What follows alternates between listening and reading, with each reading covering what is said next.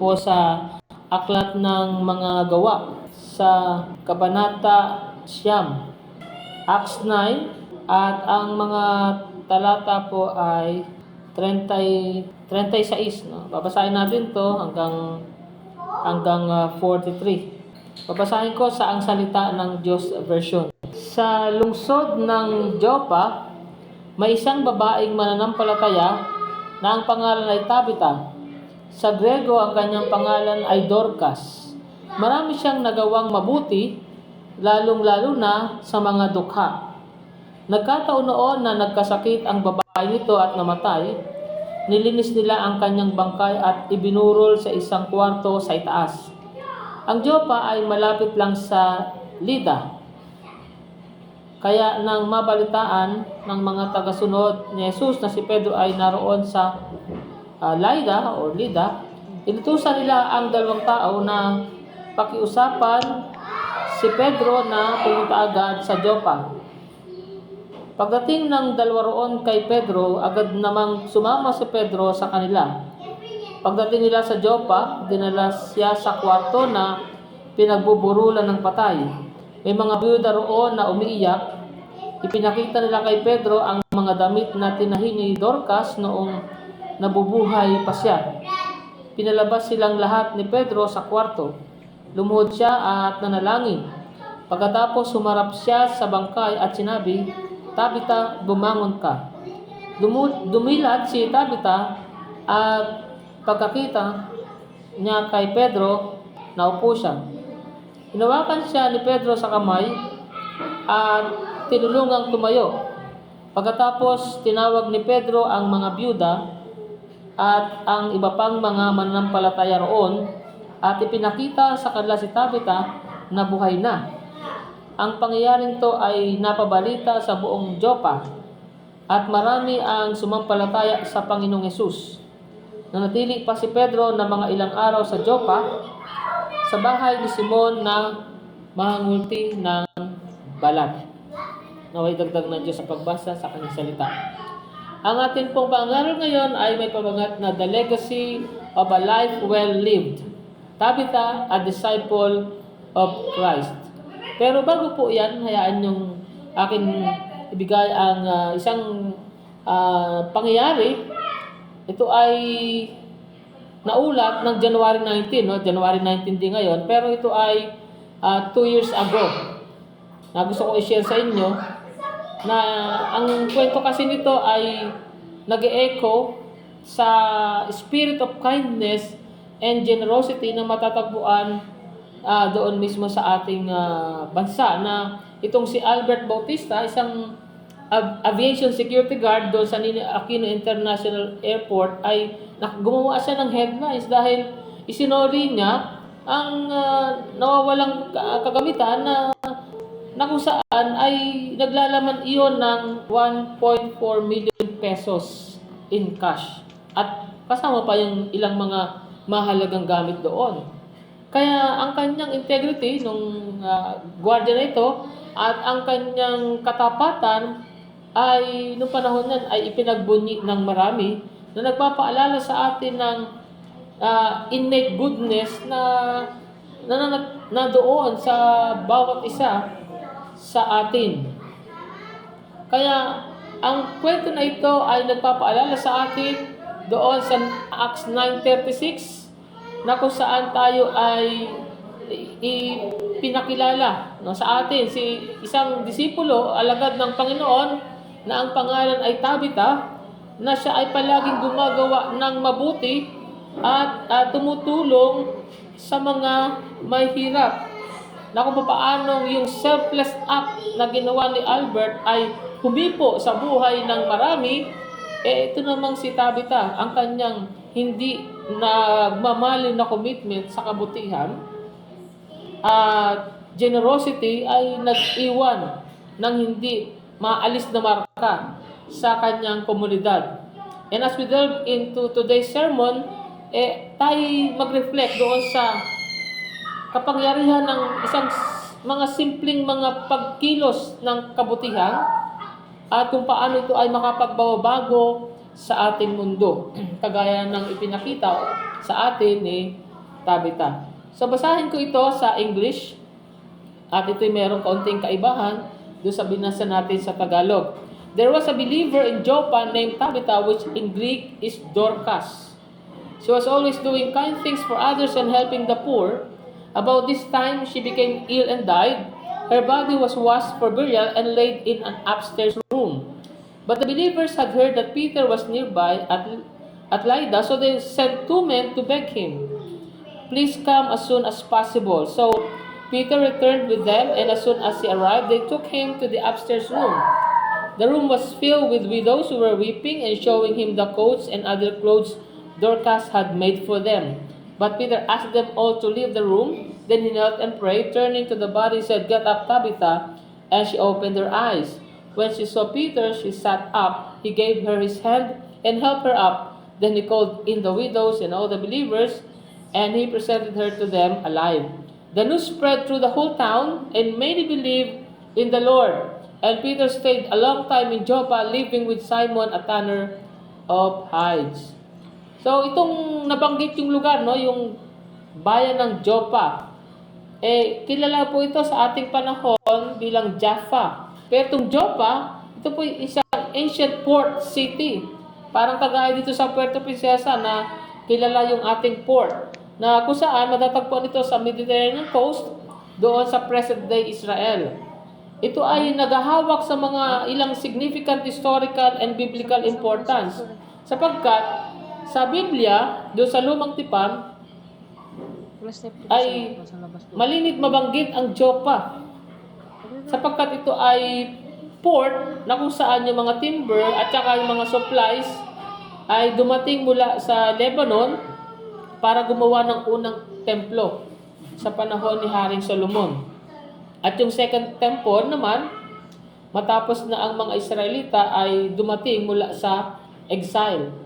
Maging si Prophet Jonah, alam natin ang kwento ni Jonas, yung Joppa ay kilala rin, naging sikat din, sapagkat dito nagpunta yung si Prophet Jonah, sumakay ng ship o ng bangka o daong sa Tagalog nila, no? Sumakay sa daong upang tumakas mula doon sa utos ng Diyos na mangaral siya doon sa Ninive. At sa New Testament naman, sa Joppa rin, nangyari na si Apostle Peter ay tumanggap ng vision na nagdala sa kanya upang mangaral kay Cornelius, isang hentil or isang tao na hindi Hudyo. Kaya sa gayon ay nag-expand yung early Christian mission maging sa hindi mga Hudyo. Ngayon, ang Joppa ay part na ng modern city ng Tel Aviv. Ito ay vibrant area na kilala sa kanyang historical sites, beautiful beaches at bustling market. The ancient city ng Joppa ay charming. Ngayon ay isang charming neighborhood doon sa Tel Aviv na nag-aalok ng pinaghalong historical charm and contemporary culture. Kaya nga, yung Joppa, ang kahulugan po niyan ay beauty. Kaya ito ay nabubuhay sa kanyang pangalan.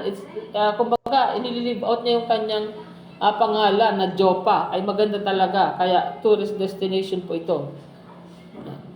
Ngayon, si Jonah nagpunta sa Joppa upang umiwas sa pagpunta sa mga hentil. Pero sa Joppa rin, si Pedro ay nakatanggap ng tawag upang pumunta sa mga hentil. Si Jonah, sumuway siya sa Diyos. Ang Diyos nagpadala ng storm upang ang mga Gentile sailors ay matakot. Samantalang si Pedro, siya ay sumunod sa Panginoon na nagdala naman ng hangin ng Espiritu, wind of Spirit sa mga hentil. At naranasan nila ang great joy and peace. So makita mo yung matinding kontra sa dalawa. Kaya ang Joppa ay nagsisilbing symbolic location for the turning points in both narratives. Kay Jonah, it represents a place of departure from God's command and the ensuing consequences. For Peter, ito naman nagsisimbolize ng a place of divine revelation and the beginning of a new chapter doon sa mga misyon sa Gentiles.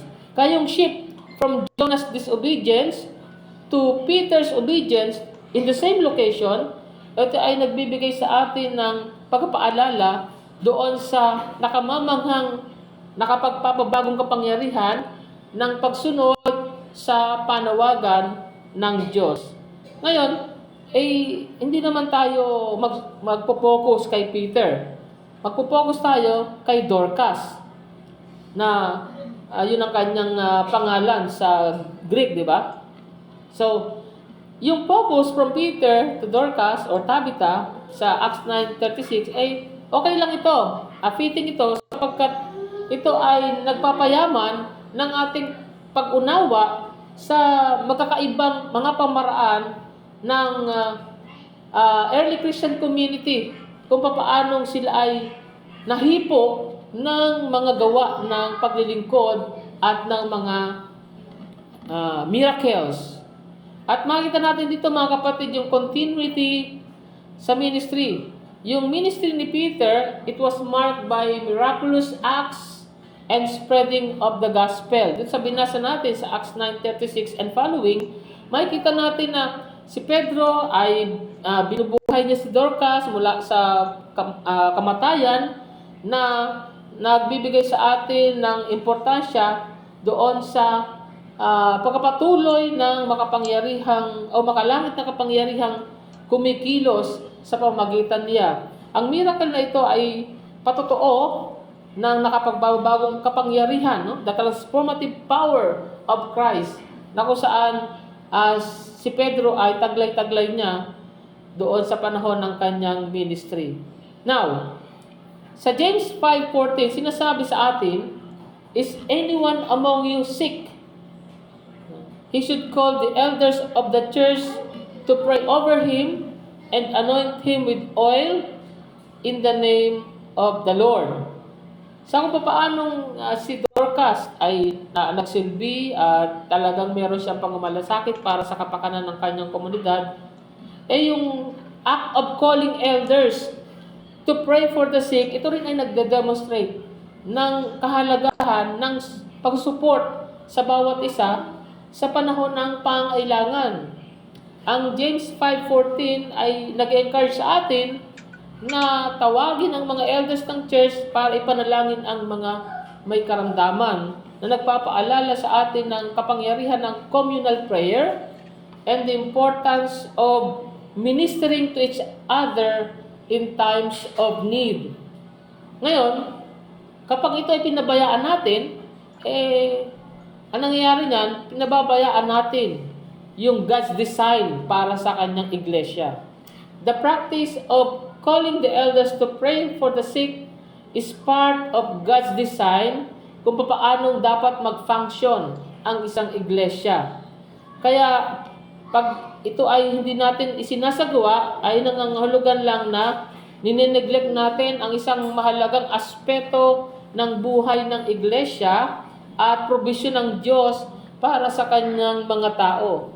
Ikalawa, ang hindi pagpansin dito sa gawain ito ay nagbibigay ng mababang pagtingin sa Biblia or sa Scriptures. Yan yung ini-imply nito, na we do not take the instructions in Scriptures seriously. And it is important na tayo ay sumunod sa biblical teachings and practices sapagkat yan ay integral sa ating pananampalataya at doon sa functioning ng iglesia. Now, ang message ay ito. Ano makikita nating message? A life with compassion and service at its core leaves a legacy of love, shining evermore. Reflecting Christ's kindness, pure and sound, transforming the community all around. So kung tatagalogin po natin ito, ay ganito. Ang buhay na puno ng malasakit at serbisyo, nag-iiwan ng pamana ng pag-ibig ni Kristo. Nagbibigay liwanag, tapat at wagas. Nagpapabago sa komunidad, tunay na malakas. So when we commit ourselves to acts of kindness and selflessness, kinakatawan po natin ang mga katuruan ng ating Panginoong Hesus at tayo ay nagiging buhay ng mga testimonya ng kanyang pag-ibig. Ang ating aksyon, gaano man ito kaliit, ay maaaring mag-create ng ripples. No? Alam niyo yung ripples? Kapag naghulog ka ng maliit na bato sa isang pond o sa isang ilog, maglilikha siya ng parang buhit-buhit, no? Napalayo ng palayo. No? Yun ang tawag ng ripples. Ano ba sa Tagalog yun? Ripples. Hindi natin alam, no? So, nag-create siya ng ripples of positive change na nag-extend far beyond our immediate reach. Hindi na natin maabot yung dulo ng pinuntahan ng ripples o ng lumalaking ripples. So, by serving others, hindi lang natutugunan natin yung physical at emotional na mga pangailangan, kundi na i-demonstrate din natin ang bumabagong kapangyarihan ng pag-ibig ng ating Panginoong Diyos. Ang ganitong uri ng legacy ay hindi ito nasusukat sa pamamagitan ng material wealth or personal achievements, kundi sa pamamagitan ng mga buhay na nahipo at mga pusong nabago sa pamamagitan ng ating habag at paglilingkod. Ngayon, ang tanong ay ito, what are some important significance which we can get from this? Una, Tabitha's character. Ano yun? A life of good works and charity. Pangalawa, community impact. Saan natin makikita? Doon sa testimony ng mga byuda. So, doon man tayo sa Tabitha's character, a life of good works and charity. Balikan natin yung verse 36, at sabi dyan, there was a believer in Joppa named Tabitha, which in Greek is Dorcas. She was always doing kind things for others and helping the poor. So, meron siyang dalawang pangalan. Bakit? Ibig sabihin, siya ay, yung pagtulong niya, ay umaabot hindi lang sa isang grupo ng mga tao. Kumbaga, ang kanyang kabutihan ay hindi nakakilala ng boundary. Kilala siya among the Jews at kilala din siya among the Gentiles. Yun ang pinapakita yan. So, Tabitha was known for her good works and acts of charity. Siya ay disipulo o tagasunod o alagad ng ating Panginoong Kristo na isinasabuhay ang kanyang pananampalataya sa pamagitan ng tangible actions. Nakikita, nagmamanifest talaga. At ang kanyang buhay ay nagiging halimbawa ng panawagan sa isang Kristiyano. Ano ba ang panawagan sa isang Kristiyano? To serve others, especially the marginalized. Ano yung marginalized? Ibig sabihin yung mga hindi naabot. Yung naabot natin pero hindi naman inaabot ng iba o hindi binibigyang pansin ng nakararami. So yung commitment ni Tabitha na tumulong sa mga mahihirap at ang kanyang dedication sa paggawa ng mabuti ay hindi lang ito occasional acts, kundi ito yung kanyang way of life. At ito dapat maging way of life ng isang Kristiyano. Ngayon, ano ang kabuluhan nito sa ating panahon? Ngayon, ito ay maaaring makita sa mga individuals or organizations na nagde-dedicate ng kanilang panahon, kanilang resources, and efforts to charitable causes.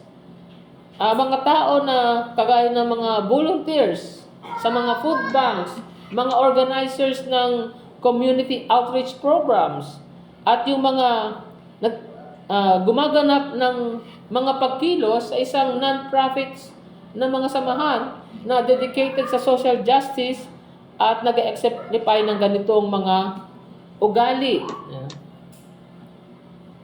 So, pangalawa ay yung community impact. The testimony of the widows. Makikita natin yan sa verse 39. Nasabi doon, so Peter returned with them, and as soon as he arrived, they took him to the upstairs room. The room was filled with widows who were weeping and showing him the coats and other clothes Dorcas had made for them. So, they were not only crying, but they were weeping. Sabihin, talagang umahagulgo sila, hindi lang sila umiiyak. No? Sabihin, ganun kalalim ang naiwang marka sa puso nila, sa buhay ni Dorcas. Kaya malinaw na ang passage nito ay na-describe yung impact na nagawa ni Tabitha sa kanyang komunidad. At nang dumating si Pedro, ay sinalubong siya ng mga widows. At doon ay humahagul sila at ipinakita pa yung mga ginawa ni Tabitha. Sabi, siya mismo ang gumawa, siya mismo ang nagtahi. So, ang eksena na to ay nag-highlight ng malalim na relationship na na-build niya through her acts of kindness. Kaya yung Tabitha's life ay parang itong liwanag na nakikita mula sa malayo, liwanag ng pag-asa at pag-ibig. At yung kanyang kamatayan ay nag-iwan ng significant void or parang kahungkagan, kawalan doon sa komunidad. Ngayon, sa modern parallels, matatagpuan natin yung strong bonds na nabubuo through community outreach programs na kung saan ang mga volunteers at mga beneficiaries ay nakadevelop ng meaningful relationships. Yung halimbawa, yung medical missions, no? Kung Kristiyano ka at ikaw ay kabilang ka sa medical team. So, ano yan? Isang kapuri-puring gawain yan na ikaw ay nakisangkot, no? Doon sa community outreach programs and even in the livelihood at marami pang iba na pwedeng ikaw ay maging bahagi ng mga ito. Sapagkat, ito po yung ating point, true discipleship is marked by tangible acts of compassion and service to others, especially the marginalized. Kayong story ni Tabitha ay examples of modern acts of service na nag-illustrate ng isang fundamental truth about the Christian life. Ang buhay ni Tabitha ay nag-exemplifies ng Christian call to actively live out one's faith through good works and charity. Ang commitment na ito na sa pagtulong sa mga mahirap and doing good, hindi lang isang serya ng occasional acts for Tabitha. Para sa kanya, it was her way of life. Bakit? Sapagkat ito yung saloobin dapat ng mga mananampalataya na sinabi nga sa 1 John chapter 3 verse 18. Ang sabi doon ng matandang si Apostle John, "Dear children, let us not love with words or speech, but with actions and in truth." Kaya binibigyang diin dito ng 1 John 3:18 yung importansya ng demonstrating love through actions sa halip na merely expressing it through words. Kaya ito ay nag-a-align perfectly doon sa idea na true discipleship involves actively participating in community service, advocating for social change, and supporting those in need. Kaya hinahamon tayo ng talata na ito, tayo mga mananampalataya, to go beyond verbal affirmations of love and put our faith into practice. Ito'y panawagan para sa genuine, action-oriented love na ebidensya na doon sa ating araw-araw na buhay. Kaya in essence, 1 John 3:18 encourages us to embody the spirit of service and compassion exemplified by Tabitha. Sa pamamagitan ng paggawa ng concrete actions para sumuporta at iangat ang mga iba, sinasalamin natin ang pag-ibig ni Kristo at nakalikha tayo ng isang significant impact on our communities. This kind of love is not passive, kundi active po ito, no? Demonstrating the authenticity of our faith. Kaya, tanungin mo ang iyong sarili. Ito tanong mo, how am I actively participating in acts of service that reflect my faith and contribute to positive change in my community and beyond? Alam niyo, may mga Kristiyano gusto pumasok at nakapasok sa politika. Bakit? Sapagkat bilang Kristiyano nais nila na makapag-contribute sila sa ganung pamaraan sa kanilang komunidad. Makakreate ng positive change. maging liwanag sa madilim na komunidad. Kaya itinuturo dito yung faith through tangible actions. Ang mga modern disciples, kinakailangan lang ipamuhay ang kanilang pananampalataya, actively participating in community service. No, kaya pag meron dyan nag-aalok sa'yo na sumali sa isang club na kung saan merong paglilingkod sa komunidad, hindi masama yan. Bagkus, mabuti nga yan na makasali ka dyan. Because tulong ka sa pag-advocate ng social change. At masuportahan mo, maging bahay ka doon sa sumusuporta sa mga nangailangan. At pwede nating maisama rito yung mentoring the youth, helping refugees, gaya ng ginawa ng Palawan na tumanggap siya ng mga Vietnamese, no? Bilang mga refugees, or participating in environmental conservation projects, yung mga tree planting, di ba? At serving others, especially the marginalized. Kung paano si Tabitha ay meron siyang ganong malalim na pagmamalasakit para sa mga marginalized, ang mananampalataya ngayon ay tinatawagan na sumuporta sa mga kumbaga hindi na pinapansin sa society.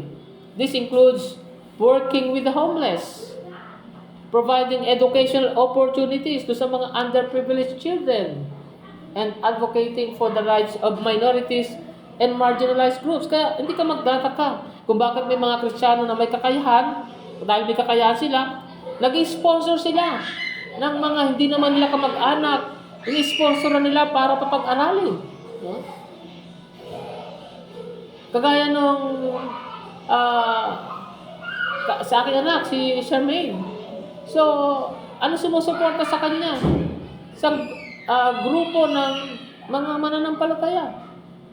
Nagbuo sila ng grupo para sumuporta doon sa mga anak ng mga manggagawa na hindi kayang pag-aralin ang kanilang mga anak sa hirap ng buhay. So one example of a Christian believer na nakapag-contribute siya sa kanyang komunidad ay anong ginawa niya? Nag-invento siya ng bagay na nag-contribute sa well-being ng community. At ito ay si Dr. Paul Johnson. Inimbento niya yung life straw. Yung life straw, ito po isang portable water filter na nagagawa itong mag-alis ng bakterya, parasites, and microplastic from contaminated water. Kaya ginagawa niyang safe na inumin yung maruming tubig. At ang invention na ito ni Dr. Johnson ay nagkaroon ng significant impact sa mga komunidad around the world, especially in areas where access to clean water is limited. Yung life straw, ito po ay ginagamit na ngayon sa mga disaster relief efforts, sa mga refugee camps, and remote regions, no? Providing a simple and effective solutions to one of the most pressing global health issues. Kaya yung invention po ni Dr. Johnson ay nagkaroon ng significant impact sa communities around the world, kagaya po sa pinapakita sa mga sa Africa na kung saan yung clean water po dyan ay limited. So, ang life straw ngayon ay yung mga NGO, ito po isa sa mga dala-dala nila din kapag tumutungo sila, hindi lang para sa kanilang personal na gamit, kundi para din ipamigay doon sa mga tao doon. Kaya I appeal to you, mga kapatid, na i-consider natin, paano ba tayo makagagawa ng difference sa ating sariling komunidad? Ito man ay maliit na acts of kindness, volunteering our time, our talent, our skills, or using them to create something that benefit others. Ang bawat sa atin ay may mga potensyal para mag-iwan ng lasting legacy. Kaya let us live out our faith through tangible actions, supporting and uplifting those around us. And may we strive to be beacons of hope and love, na makagagawa tayo ng isang napakahalagang impact, no? Kapansin-pansin na impact sa ating mga komunidad. at nagagawa natin na ma-reflect ang pag-ibig ni Kristo sa lahat ng ating ginagawa. And together, pwede tayong mag-create ng isang world na kung saan compassion, innovation, and service ay namamayani. And where our actions leave legacy that echoes through generations. So let's take this moment to commit ourselves to a life of purpose, service, and love. Tayo po'y tumayo, tayo manalangin. Tayo po'y sandalingin mo ko. Heavenly Father, we come before you with hearts full of gratitudes dahil sa mga examples ng pananampalataya at paglilingkod na nakapag-inspira sa amin. Salamat po para sa buhay ni Tabitha na isinapamuhay niya ang kanyang pananampalataya through acts of kindness and charity. Nagpapasalamat din po kami, Panginoon, para sa mga modern day inventors and Christ servants who have made significant contributions para sa ikabubuti ng mga komunidad sa buong mundo. Lord, we ask for your guidance and strength as we strive to follow their footsteps. Tulungan niyo po kami na isapamuhay namin ang aming pananampalataya through tangible actions, supporting and uplifting those around us. Nawa po ang aming mga buhay ay magsilbing beacons of hope and love na nagre-reflect ng inyong pong habag at ng inyong pong biyaya. We pray for those in need. Naway po'y makasumpong sila ng comfort and support sa pamagitan ng aming mga actions at ng aming mga panalangin. Punuin niyo po kami ng inyong banal na espiritu, empowering us to make a positive impact on our communities and to leave a lasting legacy na magluluwalhati sa inyong pong pangalan. In Jesus' name we pray. Amen.